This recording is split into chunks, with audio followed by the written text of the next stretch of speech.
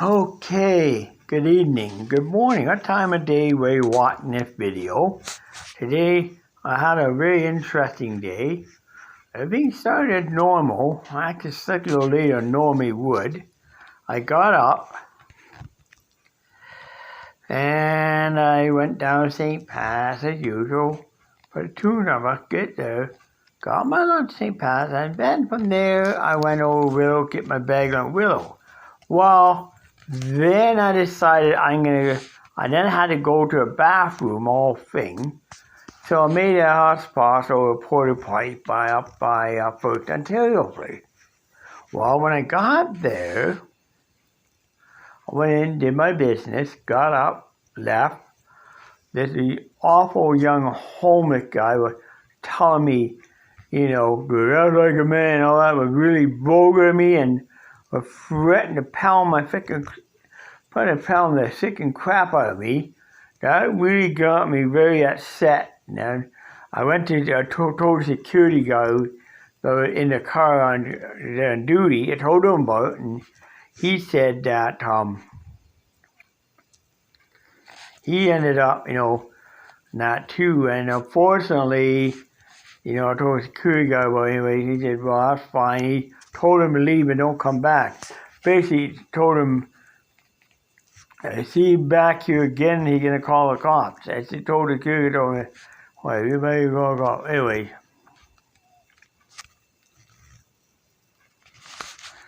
Well, he didn't social distance. I ended up putting away. When he walked away, I had to go rewash my hands immediately. I washed my hands immediately because of that. Because, he had coronavirus or not. He could have had coronavirus, could have exposed. I had to wash my hands immediately because I didn't want to get corona. So I did that immediately. Luckily I did. Because of that, And then I left. And then I made it all the way downtown to Popeye's Chicken, waiting for a king bus.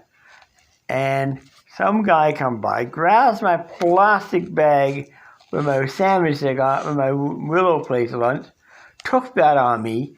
So I had nothing to eat tonight. I'm lucky I have hamburgers, and I had a frozen patties in my freezer. I would have really been screwed. So, my God, but unfortunately, the man from owner of Popeye's Chicken was very nice. He saw what happened. And what did he do? He said, come into my restaurant. And he let me in the restaurant. Well, and he actually closed. He closed at 3 o'clock in the afternoon because after all the busy leave office tower downtown, he doesn't do business. They close early. Anyway, he was getting ready to close. I said, help myself anything you want. I want myself a whole bunch of chicken. I brought a whole bunch of chicken and chicken tenders home with me. They're already cooked up. And some French fries. You're going to stuff under fries. So I had a pretty nice meal. Well, it worked out fine. I even bought a I even filled myself extra large Mountain Dew in the process. So I left and I headed home, all that. And he told me I'm not the first thing it happened to. There was another lady, day before, had bought a pizza in Gino's. Homeless guy grabbed it from her and took off of it, and she was very upset about it. She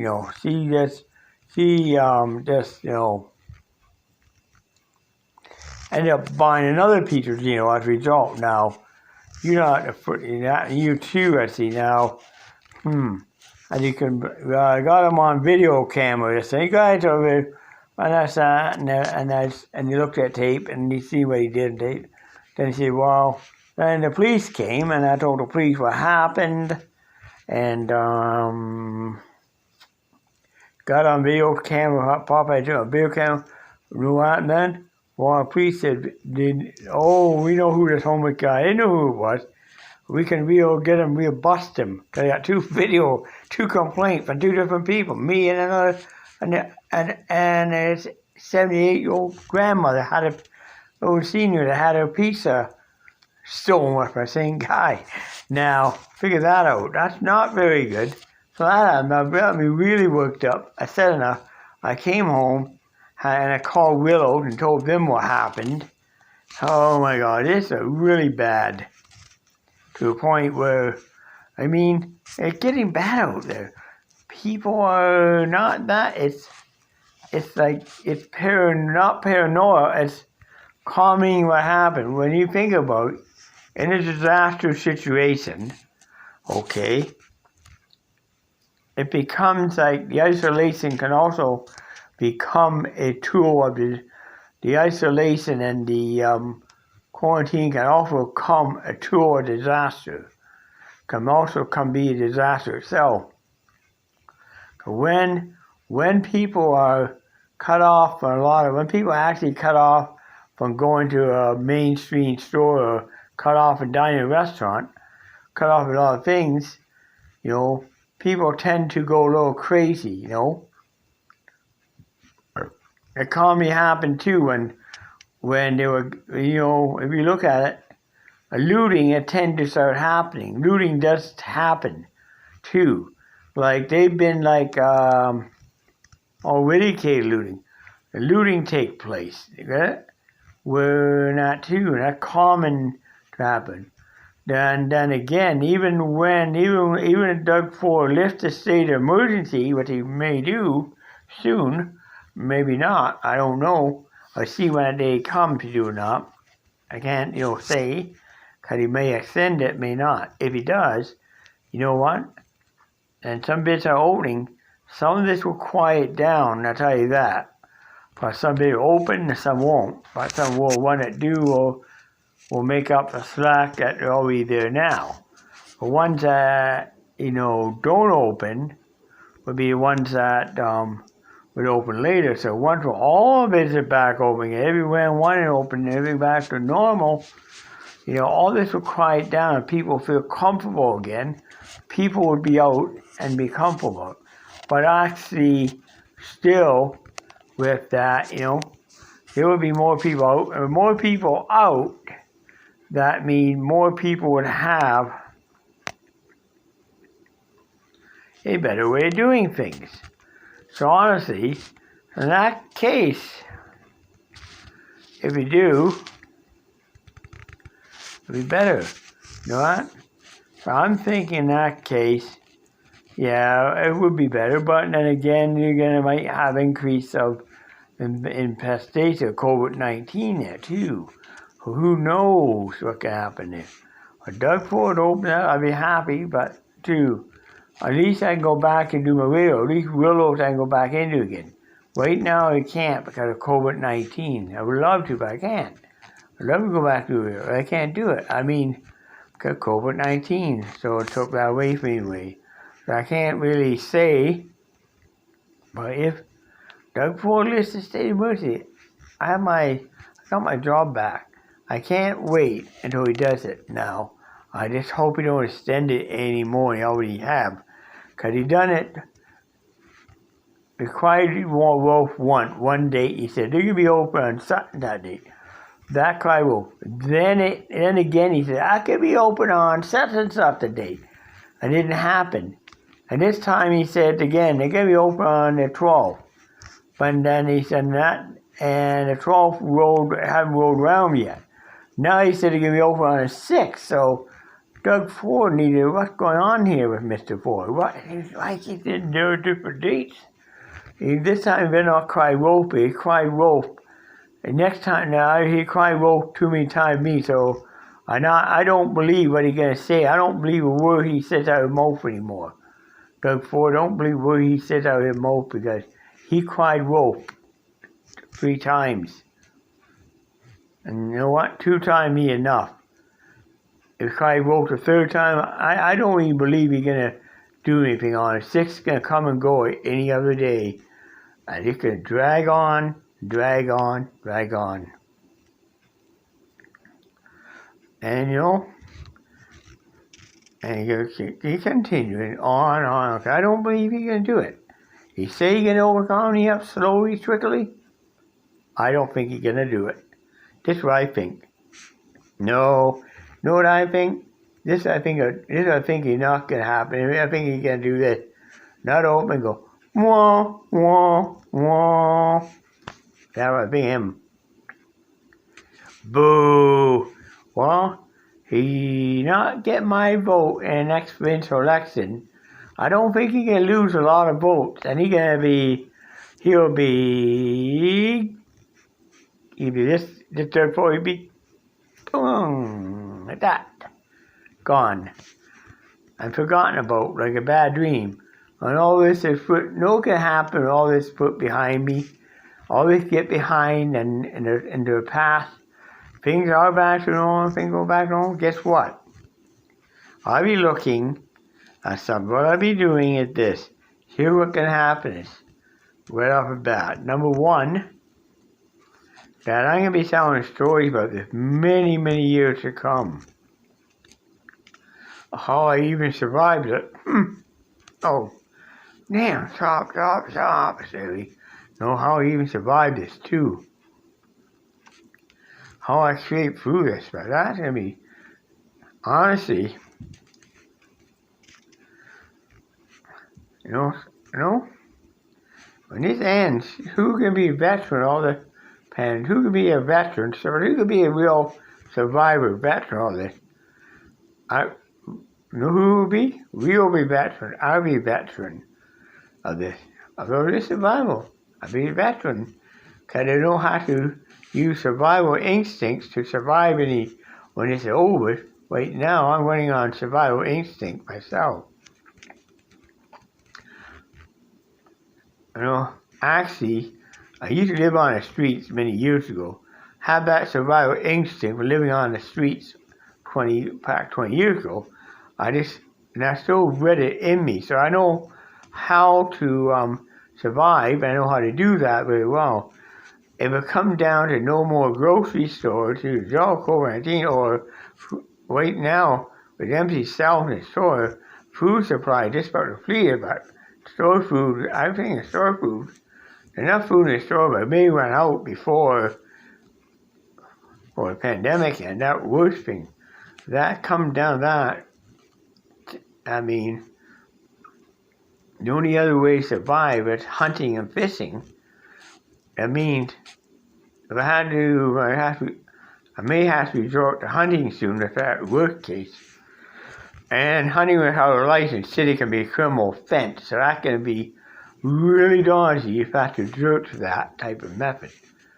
But I have to rest assured, I have to go in, I have to go into Coot's Paradise, or find out where banned with deer, to go in there and kill a deer and skin it and cure the meat and everything else, and then cook it up for dinner. I will, but that will it'll be a very bad day to do so. If I have to get to the point where I have to go down to Bayfront Park and fish out of the lake, fish out of season to eat, and take a risk of dying from mercury, that means that all to do with survival. But I don't. If the word is, if we end up in the way that that point, because I don't think the store food go out. With a meat packing company down in Vancouver being shut down, the food in the grocery store going to run out, and that's the worst part. As long as people keep buying stuff, they're going to run out, and that's the worst part, running out of food in the pandemic. Because food is essential, sooner or later that stuff could run out, or manufacturers could not have enough people to manufacture, the factories, to enough people to process. As a result, they're going to amount a hero may run out. What's going to happen next? When it runs out, who is to blame? Well, the thing is, if this prolongs much longer, that could come a reality too. Food and grocery store could run out. Food and dollar store run out. Dollar store run out. A store of food could run out within a while. And the worst part is, can human beings We know when we hunt for food, I don't think we could. I think we lost the way how. I know I could hunt for food. I have to come at a situation, going out hunting for food or hunting down animals to survive. Yes, I would do that. I hope it never have to come to that, Hope it never have to come to it, but I hope I never have to come to that point. But it could may well be killing pigeons to eat survival. That is called survival. You're doing hunting to survive. But problem is that everybody says they're hunting for food because of this. They ain't getting enough wild game to feed everybody in this city. I'll tell you that right now. And it'll overhunt and kill off all game. It'll be hungry to the point where there won't be any store-bought food because it'll run out. See? That's what I'm worried about happening. Prolonged epidemic could cause that to happen. And that really could get me thinking too. A prolonged case of this, what's happening now, could cause it. If it's prolonged for a long period of time, it's going to cause people to start to going to cause people to get in a lot of trouble at work. Going to cause prolonged shortages. Like we already have shortage now of food. I go out and grocery, they empty shelves there now. They know toilet paper. They know nothing. If I want to get anything, I gotta come very early in the morning. When they open, get in there, get in and get out. If I don't, they're a long lineup. And you know what's going to happen, those long lineups I see right now? It gets in the summertime, when you get nasty, you get some pretty nasty weather off Lake Ontario. Trust me, I've seen some pretty nasty storms. In the years time I lived in Hamilton. And I mean, I'm talking about nasty stuff. You could have from right down from 0 and F5 tornado. I seen almost saw a weak tornado last summer. Up on YouTube, possibility F5, a very weak year. About there was cited. But it could have been more funnel cloud. It could have been real doggy F5. And they're coming over really black cloud could roam right in. People standing in line to get into a store just to do grocery up. And all of a sudden, that old black cloud go in and lightning thunder, crash of thunder, rain are coming down, hailstones, hail, golf ball size hail pounding down like crazy. And everybody running and pushing on each other. And the next thing you know, you get Strompo effect. It got called, people be strompled to death by other people pushing on other people. Yeah? And then you're going to have a serious trouble right there. And who could be held to blame for that? Doug Ford and prolonging this. So I hope he doesn't prolong it past May the 6th, because if he does, there's going to be a lot of people in trouble. There's going to be a lot of problems, and there already is. We got somebody went out and torched about several buildings in Hamilton. Well, the guy caught him. He's in jail. Thank goodness for Hamilton caught him. But still, that got me worried. What happened to torch this building on fire and put everybody's life in danger, and the public all seen their building in danger? What happened next? I know in this building, nobody in this building caught COVID-19 in this building whatsoever. But when they have caught it, and nobody caught COVID-19, in 2 cases of Rose Motel, I heard about COVID-19 already. The 2 cases. But unfortunately, the Rose Motel, the city just shut the Rose Motel down, and the guests had to all check out this morning. The people out there all checked out, and they told that they had to find out a place to go because of 2K COVID-19. Unfortunately, that's the case. So, anyway, so what I got to say to you, what I'm going to say is, I just want to see, I hope you lift the state of emergency on what he promised you're going to do. Hope you don't extend it any longer than now. Because the cases drop, quite submissively drop, but still, it's going to cause problems. If it keeps going on real long, it's going to cause serious trouble. Real serious trouble. Like, it could, cause, it's going to cause looting, widespread chaos, everything else. And even when it's all over, everything back to normal, if people are just going to, that too. No, honestly,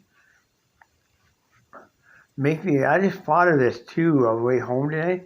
All the YouTube videos I put about COVID-19 and what is going on, all these videos could become very, very, very, very important video, because I can see 50 years from now, I can see a cenotaph in a park somewhere, and it's going to be a cenotaph with names on it. All these names are people who have died of COVID-19 on that cenotaph. And it's going to be people, survivors, that will come there, and a veteran like me surviving it may come there and say, well, you know what, honestly, I was there. I remember everything. Boom. Bishop Sutherland, all that, And that day, we thought I'd never see it, but we did. That could go down in our Canadian history books as something that will all be remembered for days and days and days to come. But now you're thinking that. Well, what I think can happen here is this, even when things get back to normal, it's going to be a relief off everybody's shoulder, wondering, well, right now, I don't know where to go. Or no, if I need help, where am I going to go? Right, I got a bladder infection, but I want to go walk-in clinics. They're trying to, but they're all closed due to COVID-19. So that making me, and I don't want to go to St. Joe's on Sargent Street, because I got to go almost checkpoint, get in to see a doctor. Well, this is bladder, that's ridiculous. I don't want to tie up emergency room bed out in case somebody comes in that has COVID-19. I don't want to do that just for that purpose. If push comes to shove tomorrow, I may go over urgent care center tomorrow and see about that too. I had a bladder. I ran a slight fever yesterday from bladder infection, and I don't want to go to run a slight fever. Think I have COVID-19. Oh, let's put you on a ventilator. That's the worst thing. I would never want to end up ventilator. Because once you end up on one of those, you don't got long to live when you come off, and you don't live that long. And it destroys your ability to breathe. It destroys your lungs. It ventilates you, but also it destroys your lungs inside. It destroys your ability to properly get air in the lungs. Even when you come off ventilator, years on end, your breathing capacity not the same. A short time on one, okay, but long term, it breathing never be the same. It will it destroys your ability to breathe properly, and it affects your rest of your life. So ventilators are not the best idea for anything. But the United States came out with a vaccine for COVID-19, but the vaccine they came out with is not approved in Canada yet. And the Canadian Pfizer won't give the Canadian government, any of it. They're going to say, well, going to be American people get it first. Well, when are we going to get? Well, why can't we use it? Because big drug companies in the States, they want, you know why? Because in the United States, the big hospitals in the U.S. think, well, if we can let's put many people on ventilators at a hospital. We walk in a hospital in the state. You walk in a hospital, you're perfectly healthy. The chances are you ain't going to come out of the hospital that easy.